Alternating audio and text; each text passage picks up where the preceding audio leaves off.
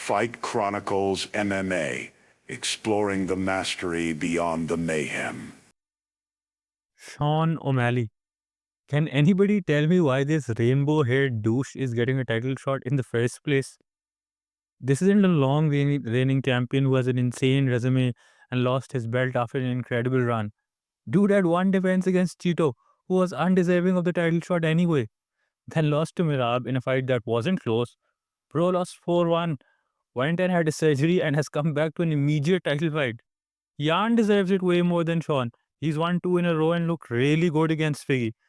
I'd pick Sandhagen before this man. Honestly, I would. At least he won his last fight and is a fresh contender for Mirab. Dana White privilege again. This is a video where I talk about his paths to victory and what he can do to make it more competitive this time round.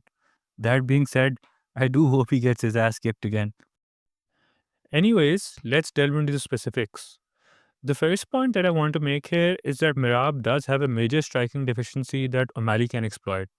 Anytime he begins to trade or comes in to land a shot, especially a left hand, he doesn't bring his right hand up and leaves his chin hanging. He has been caught multiple times by left hooks due to this and was dropped by Moraes and Cejudo. Sean has to capitalize on this if he wants to win this fight.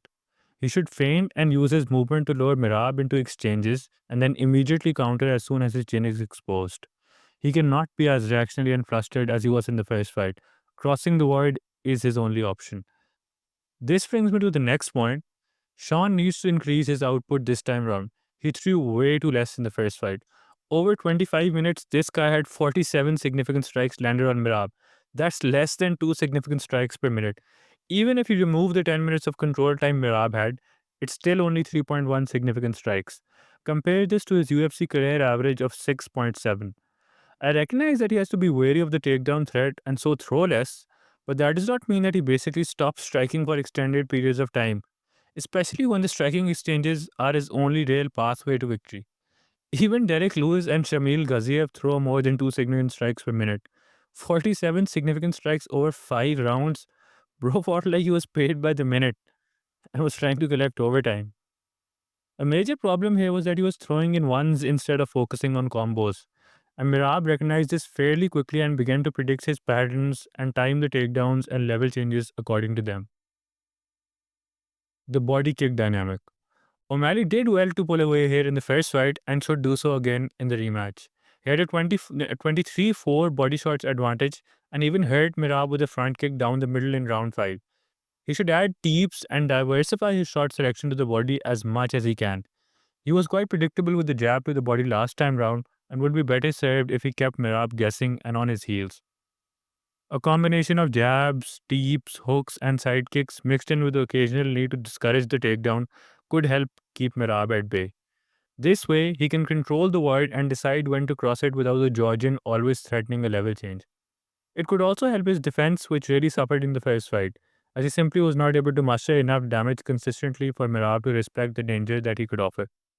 He ate some right hands that eventually led to takedowns and he started being reactionary due to them. The last thing that I want to suggest is that Sean should drill a couple of submissions to an extreme degree. This is obviously not an ideal situation for him and more of a last resort type scenario. However, he should do it as this way he might actually have some form of defense on the ground from Rab's ground and pound. The Georgian will certainly have the better of the ground exchanges, but that does not mean that Sean needlessly makes it easy for him. In the first fight, Sean did try to set up a triangle, but his attempt was completely ignored by Mirab and only led to him being ground and pounded. He should focus on cinching up his subs better so that Mirab at least considers them dangerous. It's highly unlikely that he submits Mirab, but perhaps he could utilize the attempts as a deterrent from absorbing further strikes on the ground. I do think that O'Malley will be a massive underdog this time round, and it is highly unlikely that he wins. However, that does not mean that he has no chance at all. He is a prolific striker and can shut anybody's lights off if he gets the opportunity. Personally, I hope that Mirab wins again. They should make Jan and Sandhagen fight for the number one contender spot, and the winner can get a shot against the champ at the end of the year. I just hope anybody other than this bag of Skittles is the 135 title holder. Early Insights, Part 2, Sean's Perspective. Fight Chronicles MMA, signing off.